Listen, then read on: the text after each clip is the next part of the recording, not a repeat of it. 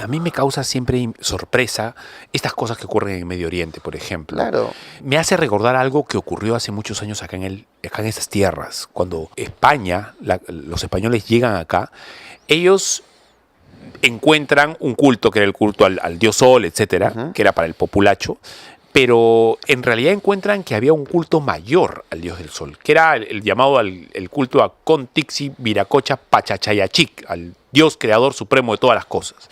Entonces, en la cosmovisión andina se había llegado a una especie de monolatría, en el sentido de que la percepción de que había un Dios soberano único que había creado todos los demás dioses y todo lo demás que existía. Claro. Incluso habían representado como una especie de huevo original, un círculo perfecto en donde constaba el inicio de todo.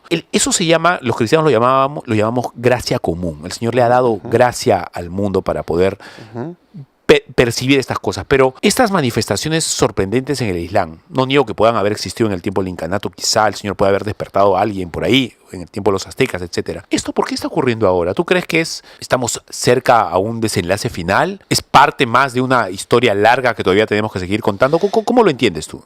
A ver, nosotros servimos como cristianos a un Dios bueno. Eso es algo muy importante entender. Un Dios bueno, un Dios que es amor, un Dios que nos ama. Y precisamente porque nos ama, en su amor, en su bondad, es que ha decidido revelarse a nosotros. No es descubrimiento humano. Fue la facultad de Dios revelarse ante el hombre en forma de hombre para darnos un ejemplo existencial. Y claro, Huamampó Ayala, que es el primer cronista indígena del Perú, escribe que antes de la llegada de los españoles y el cristianismo, el dios del diluvio, el dios de Adán y Eva, el dios del profeta Elías ya estaba en esta tierra. Y era Huiracocha. Era el dios creador de todo. Hasta que, él mismo relata que hubo un inca cuya madre era bruja, creyente en el sol y la luna, que mandó a matar a los profetas de Huiracocha y instaló la adoración del sol y la luna. Pero eso no fue siempre en el incanato.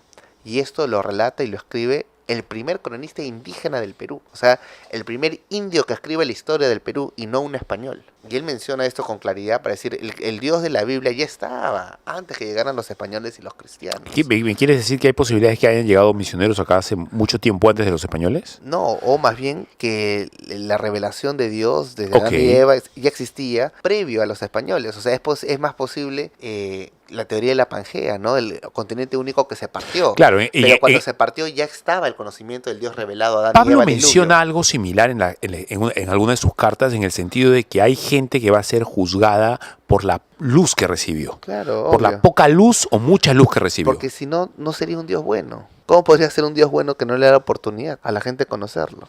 Bueno, él le ha dado conciencia a todo el mundo. ¿No? Tendría que ser un Dios malvado, decir, te creo y me escondo, y de ahí te condeno. No, Dios es un Dios bueno. Es un Dios persuadible también. Ahora, es un Dios a quien por amor se le puede cambiar inclusive las sentencias de muerte.